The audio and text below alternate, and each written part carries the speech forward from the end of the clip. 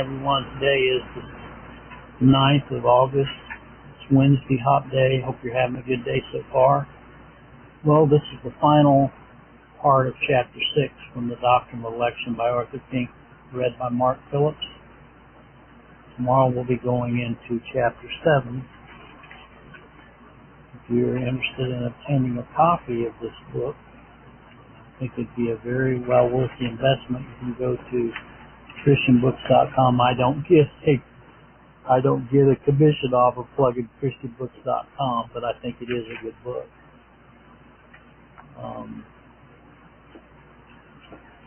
So Mark will finish out Chapter 6 today.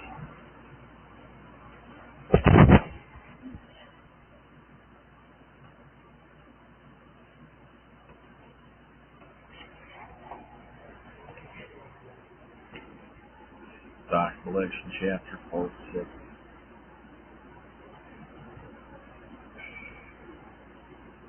Doctrine of Election's nature. It is to this original grace of 2 Timothy, verse 9 and first grace, alone moving God to redeem and call us apart from works according to that mother grace, whereby you were ordained to glory from the beginning. In that original grace lay God's grand and ultimate design, for will have the accomplishment last of all, and this perfection of all, God might immediately upon our first creation have taken us up into that glory. Second, for the further magnifying of Christ and for demonstration of His grace extended of most degree. Reach is the word in Hebrew is drawn out. Linked by loving kindness. Psalm 36:10. He was not pleased to bring us unto the full possession of inheritance. Behold, the personal glory of Christ, our head, that permissively ordained that we should fall into sin. And therefore decreed to create us in beautiful conditions the law of creation required, which made ways abounding of His grace. Romans 5:15 is confirmed by the God who is rich in mercy, in turn was to make our ill deserved. His great love wherewith He loved us is twofold. His nature first God loved us, few the sinless creature, and this became foundation verse this sinners. It was upon this divine inclination of election, not immediately upon the creation of glory, unto which they were ordained, but should first be suffered to fall into sin and wretchedness, and then be delivered out of the same that Christ had for His great and further glory the office of Redeemer, and Savior superattitude, election, headship. It is our being sinful and miserable which occupies our present immediate concern, is that which we are most solicitous about all while left in this world, and therefore is that Scriptures do principally set forth Christ as Redeemer and Savior. We say principally, for as we have seen, they are by no means silent upon the higher glory of His headship, yea, sufficient and set upon to draw out our thoughts, affection, and hopes of beholding Him in His grandest glory, and bringing to a close this outline of divine order of Christ's election of ours. As a representative of Scripture, let it be pointed out that we are not to suppose interval of time between God's ordination of Christ as head and of Him as Savior for all was simultaneous. The mind of God, distinction within the order of nature, and for a better understanding thereof.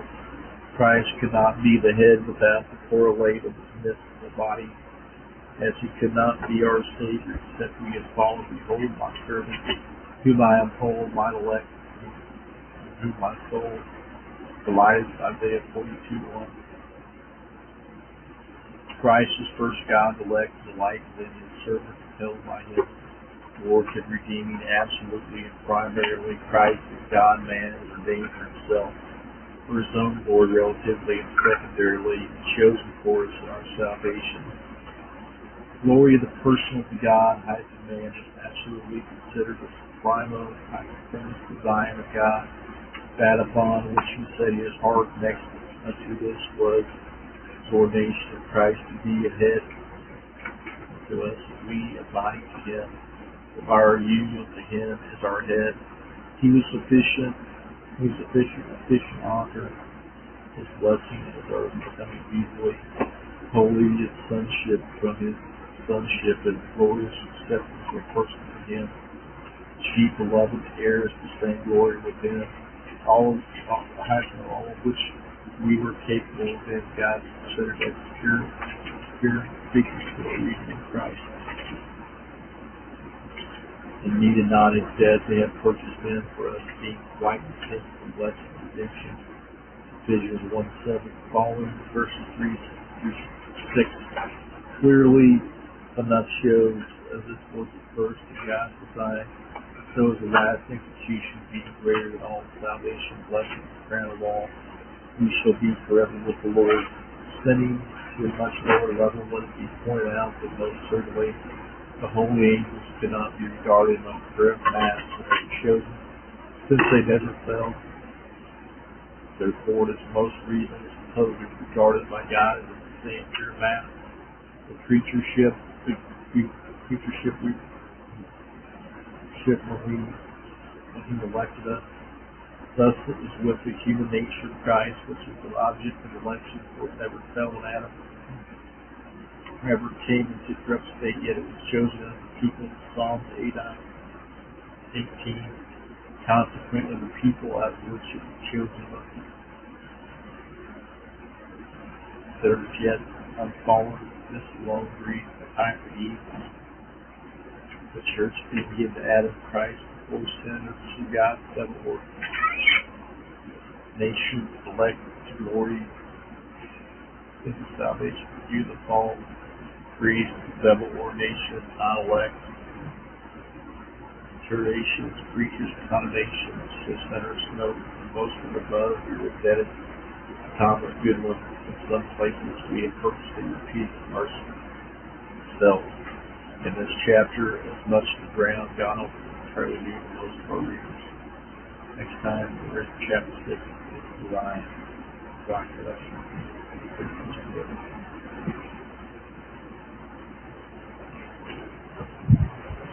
Thank you, Mark, for doing that for us. I hope you all have a good day today. Tomorrow, like Mark said, we're starting in chapter 6, entitled Its Design, the Design of the Election. Well, very good book. Have a good day. Bye for now. Okay, we're ready for